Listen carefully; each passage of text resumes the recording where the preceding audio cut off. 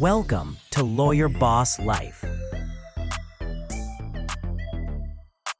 Welcome to Lawyer Boss Life, the podcast where law firm owners learn to build profitable businesses and lead lives they love. I'm Alay, law firm growth expert and founder of Law Firm Success Group. I've helped hundreds of attorneys scale their firms, gain freedom, and take back their time. And I'm Chelsea. I'm a law firm owner, entrepreneur, and toddler mom. I know it's possible to have an excellent income, work 40 hours a week or less, and take time off because that's what I do. And today we're talking about a topic that is near and dear to my heart and Chelsea's too, which is how to design your law firm with intention so it actually supports your goals, supports your lifestyle, not the other way around where you're a slave to your firm and you're just drowning in work. So in this episode, we're going to be talking about why setting that vision up front is the first step towards building a great firm. And we're going to talk about this mindset of running a practice versus building a business. One of the challenges we run into is something called the how trap. So we're going to address that here today. And we hope to give you some real insights that you can apply so you can change your firm so it operates the way you want it to, not the way that it's operating today. And Chelsea, you are a living example of this. And since we're talking about vision, when you were starting your firm with Emily, take us all the way back to when you were kind of ideating on your firm. What was that process like when you were thinking about the firm that you wanted, and how important was that first step? Yeah, I'm incredibly lucky to have a business partner that from day one wanted the type of experience for not only ourselves as professionals, but ourselves as individuals from day one. We were aligned. And so, we were having meetings. I remember we were in Emily's pool house breaking down what we wanted our law firm to look like. We had both worked for other firms and, had bits and pieces that we liked and were trying to pull together what our firm would look like and why we would be different. Because on paper, we're just another LLP, right? Hepner and Pagan LLP, and it can look like everyone else. But we really didn't want to work the type of hours that is so typical for lawyers and very, very typical for law firm owners. We wanted to create a consistent environment for us and our employees. Yes, we want our employees, to have structure. They're supposed to make us money and help the firm be sustainable. But just because I want to work 40 hours, I want to work 40 hours or less, I also wanted my employees to have the same opportunity if we were set up the right way that they could work 40 hours or less. And that was really a commitment that we had from day one. And we don't like to use the work-life balance dynamic because I think it can be thrown around and not really mean anything nowadays. It's just some selling point that doesn't actually have value. But instead, we frame it as we want you to prioritize your life first and fit work into it in the ways that you value. And that dynamic with our team and having our team collaborate with us was our number one kind of our mission statement without it actually being written just like that, but our vision from day one. And we've been able to keep that in the forefront of our mind in every decision we've made. Were you ever worried, Chelsea, when you were laying this vision out, which, is not like most law firms, were you ever worried that it might not come to pass? I was worried that we weren't going to be able to execute it in a profitable way when we started to add, I think like our third or fourth employee. I was concerned with the payroll, like, hey, is this really sustainable? Can we do this or are we leaving money on the table? And to be honest, it didn't take long for that concern to slip off because it wasn't actually happening. I had to trust that we were hiring the right people. We were projecting a message that our employees actually bought into. They believed us when we said we want them to work 40 hours or less because we also there was no bait and switch. They could see it really quickly that they were being asked to work reasonable hours, but they were being asked to do quality work during those reasonable hours and being held to that standard. So, yes, I was concerned, but I stuck with it and let it play itself out and actually saw that we were able to make much more money when we really, really sold the value that a lot of employees are looking for. Um, and it is scary. It was scary, but I'm a huge believer that you have to try some things. Some things are going to work, some things aren't. And we've learned along the way, but we were able to very quickly learn that if you value your employees and actually give them what you've sold to them in the interview process, they're going to want to do good quality work for you. And you and Emily both have a business background. Mhm. How important was that when you were starting your firm and setting the vision, or was it? It was extremely important, um, because it's a law firm, but it's a business, and not all of the people we work with are lawyers.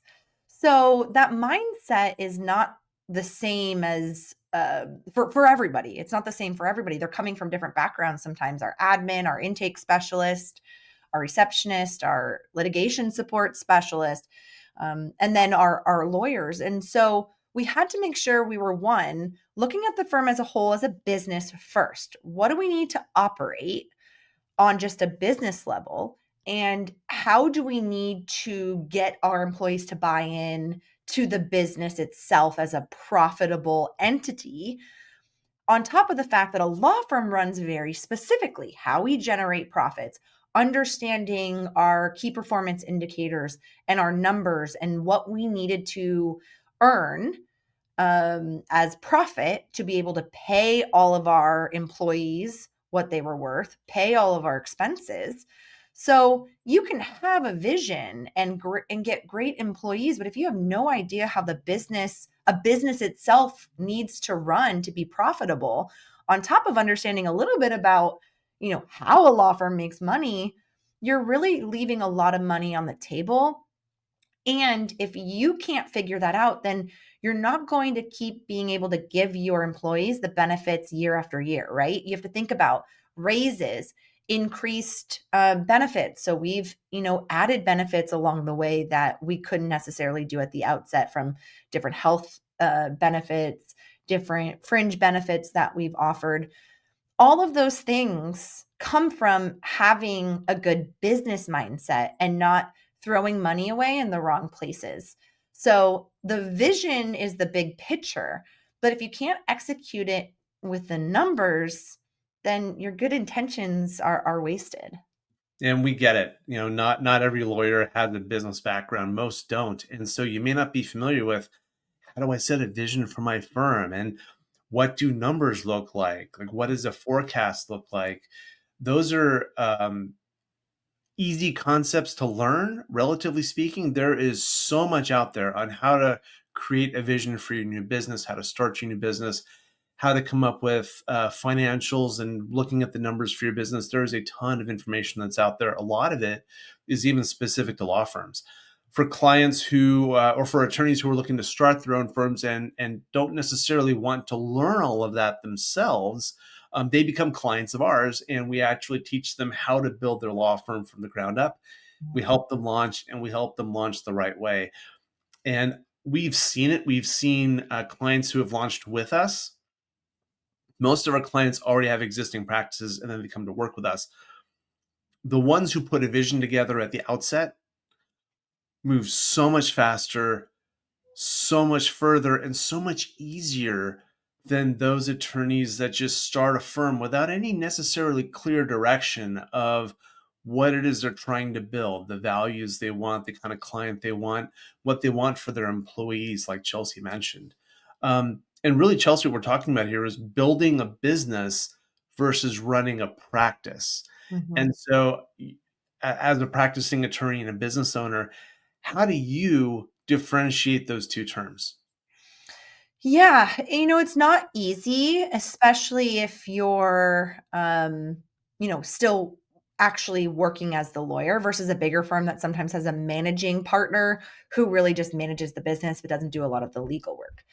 Um, and so what I focus on is I've got to have very distinct blocks of time where I'm focusing on what is the business aspect of this particular business that I need to focus on, and what is the practice management.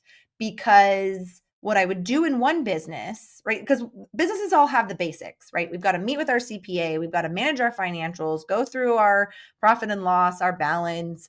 We need to know, what's our profit margin? These are basic numbers that all businesses are going to look at. But running a practice has a number of other considerations, including your malpractice insurance and how you're managing caseload, how you're taking in trust and payments attributed to individual matters. So I separate the overall work that I do into two different components of what I'm working on. So, okay, the business aspects, this is I'm sitting down and going through the numbers, but firm management is a whole different conversation. And sometimes those things actually conflict, right? Because what would make one business more profitable doesn't make sense from a practice management. If, just raise your fees. Well, it's not that simple when you're talking about billable hours and how you're paying your employees and billing clients. You have to think about the big picture of case management as well. So there's kind of a sub. Firm management has to do a lot with case management, the type of work you do. It's very, very difficult, but I feel like once you know how to run a business and the numbers you need to know within the business, you can prioritize the unique aspects of practice management a lot better. Love that. And that's a wonderful contrast between the two and how important both of those things are to running a law firm. That being said, we should talk about attorneys. And attorneys are, as I've said many, many times, amazing people who do amazing work. They have fantastic critical thinking skills. They're quite intelligent and incisive.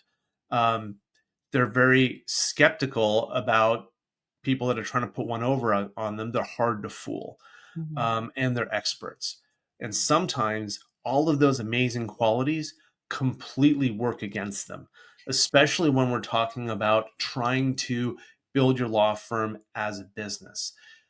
Because when an attorney immediately thinks about a business opportunity or it's put in front of them, they oftentimes will not pursue it because they don't know how they're going to do it. And this is what we call the how trap. They don't know how they're going to do it. So quick example. Let's say you wanted to take, as an attorney, a month off. Mhm. Most attorneys aren't going to try and pursue that goal because they don't know how they're going to do it. Right, Chelsea? Apparently, that's what they do. What most of them do. And so they just don't bother. But Mhm. what's so important, and I was actually talking with a client today about taking weekends off, and he didn't think he could do it. So he wasn't going to do it. And we had to go through a long exercise where we put the how aside, and he had to decide for himself that yes, it's worth it to him to take weekends off. Once he had that in his mind that that's what he was going to do, we identified everything that was getting in the way. We developed plans for all of those things. And he is now, well, we'll see, but seems like he's now able to take the weekends off. But he wouldn't have done that to begin with because he didn't know how, and it was stopping him Mhm. from making that decision. So intention follows first, and then the why or the how follows next. Um, Yeah. Chelsea, does that resonate with you at all? Yeah, it does a lot. I mean, taking time off is always, a conversation, right? About what that's going to look like. But here we just do it. We plan in advance, we book it, whether it's me, Emily, or one of our employees, and we work around it and we plan weeks in advance to make sure everybody's got what they need to do their job when that employee or one of the partners is gone. And I always just say, like, what's the worst that can happen?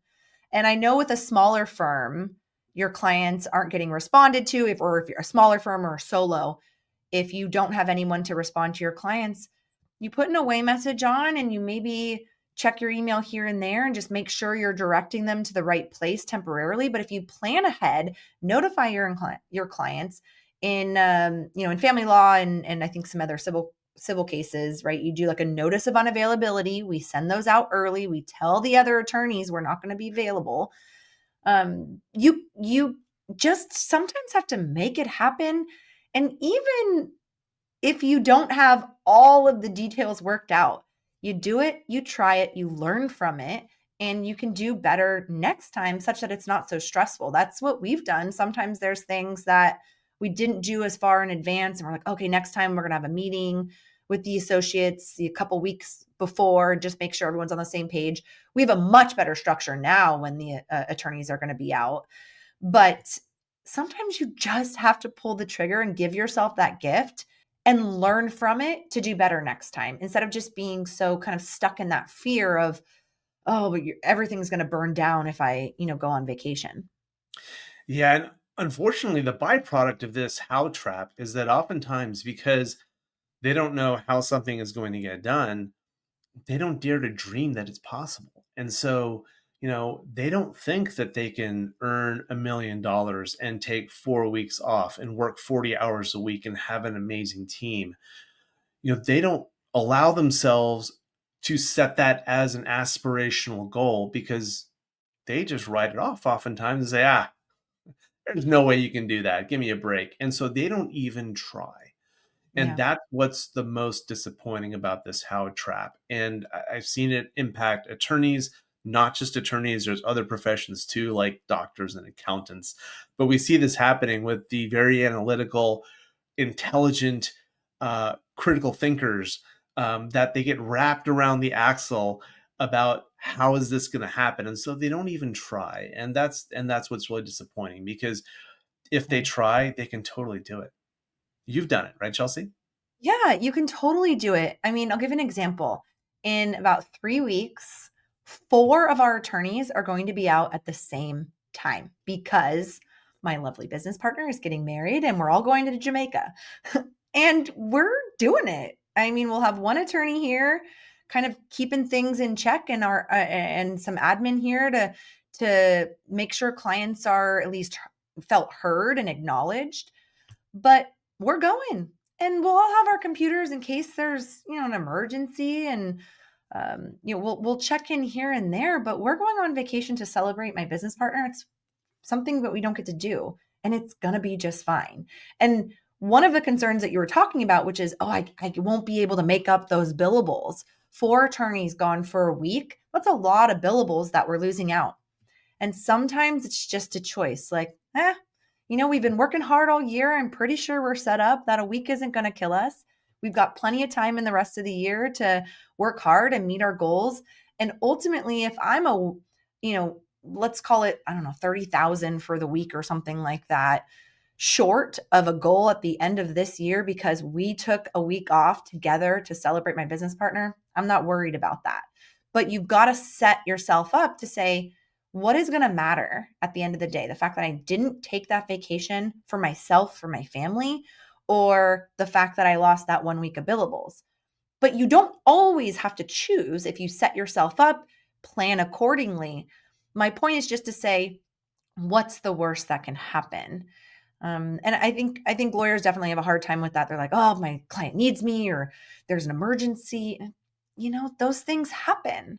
And you have to be okay with that at the end of the day. And you have to make sure you're communicating with your clients so that they're prepared that when they contact you because they have an emergency, they know why they're not getting a response and can kind of deal with it versus just going on vacation and not setting in motion what they need, because the number one bar complaint is lack of communication. And so, I can't necessarily relate to the people that get stuck in that fear. I understand it, but I think that in order to be really successful as a law firm business owner, you've got to be willing to just jump a little bit more often than staying put. Love that. And for all you attorneys that are out there who are thinking, oh my gosh, I'm not going to bother with that. What Chelsea says is never going to work for me. That's not true. Yeah. It can work for you. And so, when people do great things, they don't know how to do them. When Thomas Edison built the light bulb, he didn't know how to do it, but he said he was going to build one, and then he figured it out through lots of trial and error. Fortunately, building an amazing law firm is a lot easier than trying to invent a light bulb. So there's a lot more resources out there. People like Chelsea have done it before. We're here to tell you that you can totally do it. So if your law firm, you don't think it's possible to significantly increase your income, significantly increase your time off, have an amazing practice with clients that you love, Chelsea's living proof. I have many client stories. You can do it and it can happen, but it starts with making a decision.